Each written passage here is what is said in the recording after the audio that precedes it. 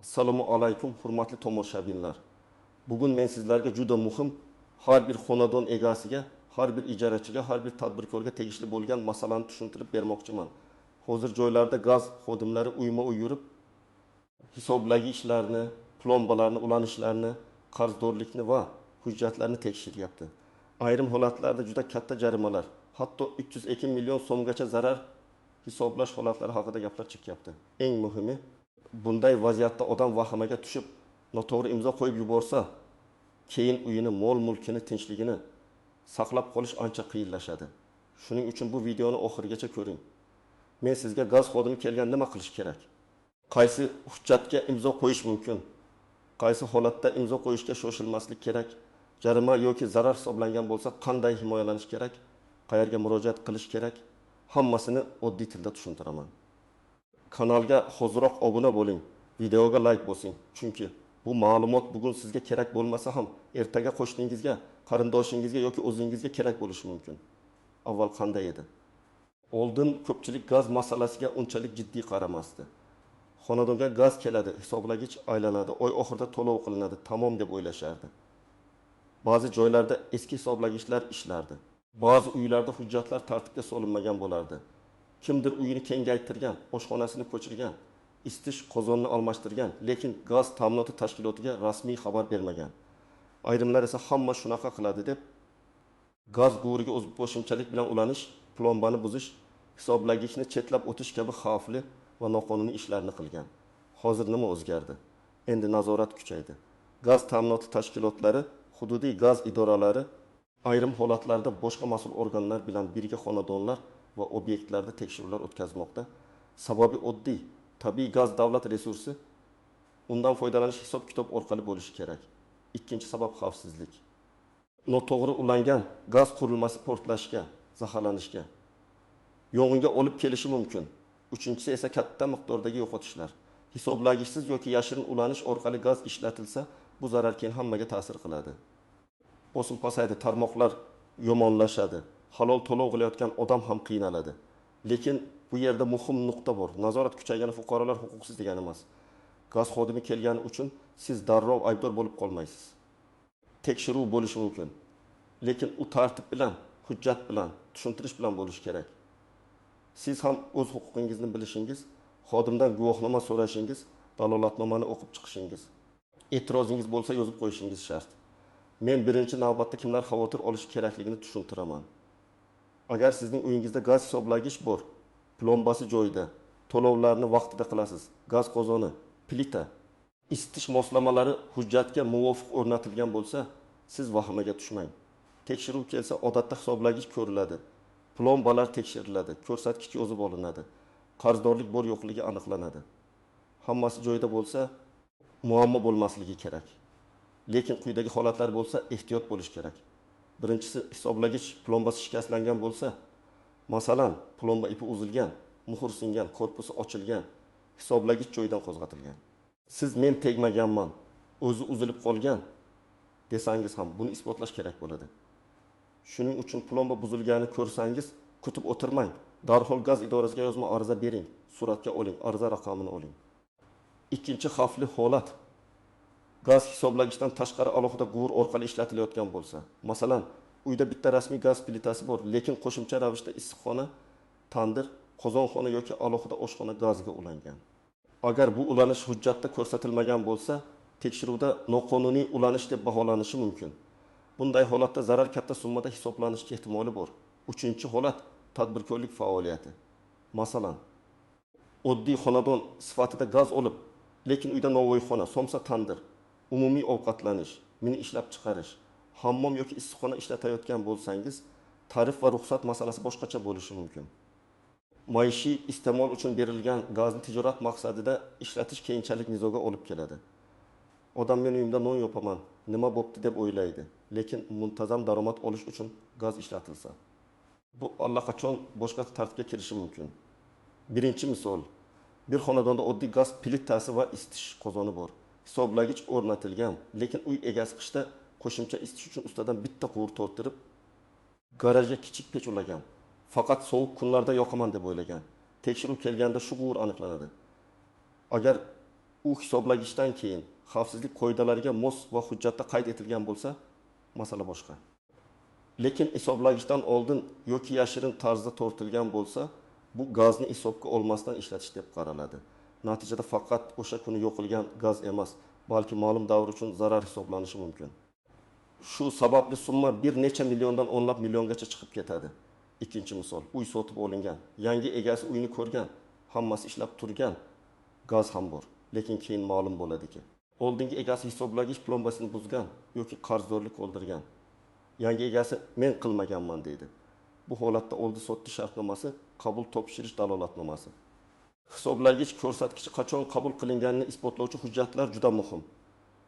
Uy sotib olayotganda faqat kadastrni ko'rish yetmaydi. Gaz, elektr, suv bo'yicha qarzdorlik va hisoblagich holatini ham tekshirish kerak. Uchinchi misol. Bir oila uyini kengaytirgan, yozgi oshxona qurgan, gaz plitasini ko'chirgan. Usta kelib ulab bergan, hammasi ishlayapti. Lekin rasmiy loyiha, ruxsat gaz idorasi bilan kelishuv yo'q. Tekshiruvda xodimlar bu qurilma ro'yxatda yo'q deyishi mumkin. Bu yerda muammo faqat jarima emas. Agar gaz sizib chiqsa yoki portlash bo'lsa, javobgarlik yanada og'ir bo'ladi. Shuning uchun gaz qurilmasini ko'chirishni oddiy remont deb qarash xato. 4-misol. Hisoblagich eski ko'rsatkichi to'xtab qolgan. Uy egasi buni biladi, lekin baribir kam yozilyapti deb xabar bermaydi. Keyin tekshiruv kelib hisoblagich ishlamayotganini aniqlaydi. Bu holatda ham iste'mol normativ yoki boshqa tartib asosida qayta hisoblanishi mumkin. Agar siz hisoblagich buzilganini o'z vaqtida yozma ravishda bildirgan bo'lsangiz, sizning holatingiz ancha kuchli bo'ladi. Agar bildirmagan bo'lsangiz, bos murakkablashadi. Endi 200 million so'm kabi katta raqamlar qayerdan chiqishi mumkin? Bunday summalar odatda oddiy bitta gaz plitasi uchun emas, balki katta hajmda gaz ishlatilgan, tijorat obyektida yashirin ulanish bo'lgan, hisoblagich chetlab o'tilgan yoki uzoq muddat uchun zarar hisoblangan holatlarda paydo bo'ladi. Masalan, issiqxona, novvoyxona, ishlab chiqarish sexi, katta qozonxona yoki bir nechta qurilmalar rasmiy hisobdan tashqari ishlagan bo'lsa, gaz sarfi formula asosida hisoblanadi. Quvur diametri, bosim, qurilma quvvati ishlagan deb hisoblangan vaqt, tarif va davr inobatga olinadi. Natijada odam men buncha ishlatmaganman desam, hisob kitob qog'ozda katta chiqadi. Shuning uchun tekshiruv vaqtida dalolatnomadagi har bir raqamni, quvur diametrini, qurilma nomini, sana va vaqtni, suratlarni, guvohlarni diqqat bilan ko'rish kerak. Kimlar unchalik xavotir olmasligi mumkin? Hisoblagichi so'z plombasi butun, hujjatlari tartibli, ruxsatsiz qo'shimcha ulanishi yo'q. Qarzdorligi yo'q yoki qarzdorlik bo'lsa ham to'lov grafiki bo'yicha harakat qilayotgan odamlar. Lekin men baribir bunday oilalarga ham bitta maslahat beraman. Hisoblagich va plombani vaqti bilan telefonga suratga olib qo'ying. Oy boshida va oy oxirida ko'rsatkichni suratga olish odat bo'lsin. Bu keyinchalik nizoda juda foydali dalil bo'ladi. Birinchi nozik masala, gaz xodimi kelganda uni uyga kiritish, xodim o'zini tanishtirishi, xizmat guvohnomasini ko'rsatishi, qaysi tashkilotdan kelganini aytish kerak. Siz guvohnomangizni ko'rsating, tekshiruv asosini tushuntiring deyishga haqlisiz. Bu janjal qilish degani emas, bu oddiy tartib. Lekin siz ham qo'pol muomala qilmang. Tekshiruvga asossiz to'sqinlik qilmang. Chunki keyin tekshiruvga yo'l qo'ymadi degan mazmunda dalolatnoma tuzilishi mumkin. Eng to'g'ri yo'l xodimni tanishtirib oling, guvohnomasini ko'ring. Imkon bo'lsa jarayonni videoga oling. Qo'shni yoki mahalla vakilini guvoh sifatida chaqiring. Ikkinchi masala dalolatnoma. Juda ko'p odamlar eng katta xatoni shu yerda qiladi. Xodim qog'oz olib keladi. Shu yerga imzo qo'ying. Bu shunchaki tekshiruv bo'yicha deydi. Odam o'qimay imzo qo'yadi. Keyin bilsa hujjatda plomba buzilgan. Noqonuniy ulanish aniqlandi. Iste'molchi tan oldi degan mazmundagi gaplar bor. Men sizga qat'iy aytaman. Hech qachon o'qimasdan imzo qo'ymang. Agar o'zbek tilida tushunmasangiz, tushuntirib berishni so'rang. Agar dalolatnomadagi holatga rozi bo'lmasangiz, imzo joyi yoniga albatta mazkur holatga rozi emasman, e'tirozim bor. Qo'shimcha tushuntirish beraman, hisob kitob bilan tanishmadim deb yozing. Imzo qo'yishdan umuman bosh tortish ham ba'zan noto'g'ri talqin qilinishi mumkin. Shuning uchun eng yaxshi yo'l e'tirozni yozma ravishda hujjatning o'zida qoldirish. Uchinchi masala og'zaki gapga ishonib qolish. Hech narsa bo'lmaydi. Bu faqat rasmiyatchilik, ertaga kelib hal qilib beramiz degan gaplar dalil bo'lmaydi. Sizga nima deyishsa, yozma ko'rinishda so'rang. Ariza topshirsangiz, kirim raqamini oling. Telegram orqali yozishgan bo'lsangiz, screenshot saqlang. To'lov qilgan bo'lsangiz, chekni yo'qotmang. Davlat idorasi bilan nizoda qog'oz, raqam, sana, foto va video muhim. 4-masala qarzdorlik va jarima aralashib ketishi. Ba'zan odamga katta summa chiqadi, u buni jarima deb o'ylaydi. Aslida u qarzdorlik bo'lishi mumkin. Qayta hisob-kitob bo'lishi mumkin. Yetkazilgan zarar bo'lishi mumkin yoki ma'muriy jarima bo'lishi mumkin. Bularning har biri boshqa narsa. Qarzdorlik bu iste'mol qilingan gaz uchun to'lanmagan pul. Zarar bu hisobga olinmagan yoki noqonuniy ishlatilgan gaz bo'yicha hisoblangan summa. Ma'muriy jarima esa vakolatli organ tomonidan qonunbuzarlik uchun qo'llanadigan jazo. Shuning uchun siz menga 307 million jarima yozishdi deyishdan oldin hujjatda aynan nima yozilganini ko'rishingiz kerak. Zarar hisob-kitobimi, talabnomami, qaror yoki bayonnomami, sud hujjatimi? 5-masala uyni saqlab qolish. Katta summa chiqqanda odamlarning eng katta qo'rquvi uyimni olib qo'yishadimi degan savol bo'ladi. Bu yerda jarayon bosqichma-bosqich bo'ladi. Odatda avval dalolatnoma tuziladi, keyin hisob-kitob qilinadi, talabnoma beriladi. Agar to'lanmasa yoki nizo hal bo'lmasa, sudga murojaat bo'lishi mumkin. Sud qarori qonuniy kuchga kirgandan keyin majburiy ijro masalasi paydo bo'ladi. Mol-mulkka undiruv qaratish ham belgilangan tartibda bo'ladi. Demak, siz boshida jim tursangiz, hujjatlarni olmasangiz, sudga bormasangiz, e'tiroz bermasangiz, keyin vaziyat og'irlashadi. Uyni saqlab qolishning eng muhim yo'li boshidanoq huquqiy himoyani to'g'ri boshlashdir. 6-masala. Men uyda yo'q edim holati. Tekshiruv vaqtida uy egasi bo'lmagan, uyda turmush o'rtog'i, farzandi, ijarachi yoki qo'shni bo'lgan bo'lishi mumkin. Agar ular dalolatnomaga imzo qo'ygan bo'lsa, keyin bu ham hujjat sifatida ishlatiladi. Shuning uchun oilangizdagi hamma bilsin. Gaz, elektr, suv bo'yicha tekshiruv kelsa, hujjatni o'qimasdan imzo qo'yilmaydi. Darhol uy egasiga qo'ng'iroq qilinadi, surat va video olinadi. 7-masala ijarachi. Uy egasi men ijaraga berganman, nima qilganini bilmayman deydi. Lekin uy egasi sifatida sizda ham mas'uliyat bor. Ijara shartnomasida kommunal to'lovlar, gaz qurilmalaridan foydalanish, qo'shimcha ulanish taqiqlanishi. Tekshiruvga ruxsat tartibi yozilgan bo'lishi kerak. Har oy hisoblagich ko'rsatkichini ijarachi bilan birga qayd qilib boring. Aks holda ijarachi chiqib ketadi. Muammo esa uy egasining bo'yinda qoladi. 8-masala texnik nosozlik. Ba'zan haqiqatan ham hisoblagich o'zi buziladi. Plomba vaqt o'tishi bilan shikastlanadi. Gaz quvurida muammo bo'ladi. Bunday vaziyatda fuqaroni avtomatik aybdor qilish adolatli emas. Lekin siz buni vaqtida bildirishingiz kerak. Og'zaki aytib qo'yish yetarli emas. Ariza yozing, hisoblagich ishlamayapti. Plomba shikastlanganini aniqladim. Gaz hidi sezilyapti. Qurilma xavfli ishlayapti deb rasmiy murojaat qiling. Arizangiz qabul qilinganini tasdiqlovchi raqamni oling. Shu bilan siz men yashirmaganman, o'zim xabar berganman degan pozitsiyani mustahkamlaysiz. Birinchi qadam. Tinch bo'ling va xodimni tanishtiring. Qaysi tashkilotdansiz? Guvohnomangizni ko'rsating. Tekshiruv maqsadi nima deb so'rang. Guvohnomani suratga olishga ruxsat so'rang yoki hech bo'lmasa familiya, ism, lavozimni yozib oling. Agar bir nechta xodim kelgan bo'lsa, barchasining ma'lumotini qayd qiling. 2-qadam. Jarayonni qayd qiling. Telefoningizda video yoki foto oling. Hisoblagichning umumiy ko'rinishi, plomba, ko'rsatkich, quvurlar, xodimlar ko'rayotgan joylar suratga tushsin. Buni yashirincha janjal sifatida emas, ochiq va odob bilan qiling. Keyin tushunmovchilik bo'lmasligi uchun jarayonni qayd qilib qo'yapman deng. 3-qadam. Dalolatnomani diqqat bilan o'qing. Unda sana vaqt, manzil, xodimlar ismi, hisoblagich raqami, ko'rsatkichi, plomba raqami, aniqlangan holat aniq yozilgan bo'lishi kerak.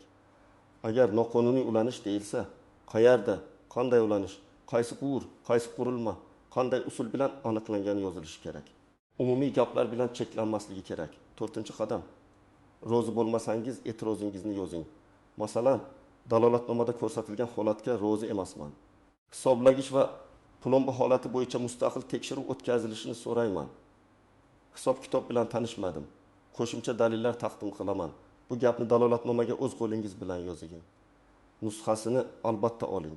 Nusxa bermasa hujjatni suratga oling. 5-qadam. Hech qanday naqd pul bermang. Hozir joyida hal qilamiz, buni yopib yuboramiz. Jarima chiqmasin desangiz degan gaplarga kirmang. Barcha to'lov faqat rasmiy hisob, bank, ilova yoki kassaga bo'lishi kerak. Rasmiy chek bo'lmasa, keyin pul berganingizni isbotlay olmaysiz. Ustiga ustak boshqa muammoga ham tushib qolishingiz mumkin. 6-qadam. Sizga katta summa chiqsa, darhol hujjatlarni yig'ing. Nimalar kerak bo'ladi? Kadastr hujjati yoki uy egalik hujjati, pasport yoki ID karta nusxasi, gaz shartnomasi bo'lsa shartnoma, hisoblagich pasporti, oxirgi to'lov cheklari, ilovadagi to'lov tarixi, hisoblagich suratlari, tekshiruv dalolatnomasi, talabnoma, hisob-kitob jadvali, video va foto dalillar, guvohlar ma'lumotlari, agar uy yaqinda sotib olingan bo'lsa, oldi-sotdi shartnomasi va uy qabul qilingan paytdagi hisoblagich ko'rsatkichi kerak bo'ladi. 7-qadam. Gaz ta'minoti tashkilotiga yozma e'tiroz bering. Arizada shunday mazmun bo'lishi mumkin. Menga nisbatan tuzilgan dalolatnoma va hisoblangan summa bilan rozi emasman. Hisob-kitob asoslarini, qo'llangan tarifni, davrni, formula va texnik xulosani taqdim etishingizni so'rayman. Holat bo'yicha qayta tekshiruv o'tkazilishini, zarur bo'lsa hisoblagich metodologik tekshiruvdan o'tkazilishini so'rayman. Arizani 2 nusxada tayyorlang. Bir nusxasiga qabul qilingan sana va raqam qo'ydiring. 8-qadam. Agar javob sizni qoniqtirmasa, yuqori tashkilotlarga murojaat qiling. Hududiy gaz ta'minoti boshqarmasi, iste'molchilar huquqlarini himoya qilish organlari, prokuratura, sud yoki advokat orqali harakat qilish mumkin. Men har doim aytaman, katta summa bo'lsa yolg'iz yurmaslik kerak. 10 million, 20 million, 3,5 million so'm kabi masalada hujjatlarni advokat yoki tajribali yuristga ko'rsatish eng to'g'ri qaror bo'ladi. 9-qadam. Sud bo'lsa albatta qatnashing. Ko'pchilik baribir foydasi yo'q deb sudga bormaydi. Bu katta xato. Sudda siz dalolatnomadagi kamchiliklarni ko'rsatishingiz, hisob-kitob noto'g'ri qilinganini aytishingiz, ekspertiza so'rashingiz, guvohlarni chaqirishingiz, arizalaringizni taqdim qilishingiz mumkin. Agar sudga bormasangiz, sud asosan taqdim etilgan hujjatlar asosida qaror chiqarishi mumkin. 10-qadam. Qarzdorlik bo'lsa yashirmang. Agar haqiqatan ham qarzdorlik mavjud bo'lsa, uni bo'lib to'lash, kelishuv qilish, to'lov grafigi so'rash mumkin. Lekin noqonuniy ulanish yoki noto'g'ri zarar hisob-kitobi bilan rozi bo'lmasangiz, hammasini to'lab yuboray, keyin ko'raman deb shoshilmang. Ba'zi holatda to'lov qilish qarzni tan olish sifatida talqin qilinishi mumkin. Shuning uchun katta summada avval hujjatni tushunib oling. Men yana bitta oddiy, lekin juda foydali profilaktik ro'yxat beraman. Bugun videodan keyin uyingizdagi gaz hisoblagichga boring. Hisoblagich raqamini suratga oling. Ko'rsatkichni suratga oling. Plombani yaqin masofadan suratga oling. Gaz plitasi, isitish qozoni, boshqa gaz qurilmalari qayerda joylashganini tekshiring. Hujjatlarda qaysi qurilmalar ko'rsatilganini solishtiring. To'lovlar bo'yicha qarzdorlik bor yo'qligini rasmiy ilova yoki idora orqali tekshiring. Agar biror shubhali holat ko'rsangiz, ustani yashirin chaqirib tuzatmang, avval rasmiy tartibni aniqlang. Yana bir maslahat. Gaz bilan bog'liq har qanday o'zgarishni remontning oddiy qismi deb bilmang. Oshxonani boshqa joyga ko'chirish, isitish qozonini almashtirish, qo'shimcha pech ulash, issiqxona yoki tandirga gaz tortish, quvur diametrini o'zgartirish, hisoblagich joyini ko'chirish, bularning hammasi hujjat va ruxsat talab qilishi mumkin. Bugun ustaga pul berdim, ulab ber degan yengil qaror ertaga millionlab so'mlik muammoga aylanishi mumkin. Hurmatli tomoshabinlar, bugungi mavzudan asosiy xulosa shuki, gaz xodimlari uyma-uy yurishi o'z-o'zidan qo'rqinchli narsa emas, lekin siz huquqingizni bilmasangiz, hujjatni o'qimasdan imzo qo'ysangiz plombaga, hisoblagichga, ruxsatsiz ulanishga beparvo bo'lsangiz, katta muammoga duch kelishingiz mumkin. 320 million so'm kabi summalar odatda katta hajmdagi hisobga olinmagan iste'mol. Tijorat maqsadida foydalanish yoki uzoq muddatli zarar hisob-kitobidan kelib chiqadi. Shuning uchun har bir hujjatni o'qing, dalil to'plang, e'tirozingizni yozma qoldiring. Rasmiy murojaat qiling va kerak bo'lsa mutaxassisga murojaat qiling. Men ekspert sifatida sizga eng muhim gapni aytaman. Uyingizni saqlab qolish, pulingizni asrash va o'zingizni himoya qilish vahima bilan emas, hujjat, tartib va o'z vaqtida qilingan harakat bilan bo'ladi. Kommentariyada yozing, sizning hududingizda gaz xodimlari tekshiruvga kelyaptimi? Qanday savollar tug'ilyapti? Qanday holatlarga duch keldingiz? Videoga like bosing, kanalga obuna bo'ling va bu videoni yaqinlaringizga yuboring. Chunki bitta to'g'ri ma'lumot ba'zan butun oilani katta muammodan saqlab qoladi.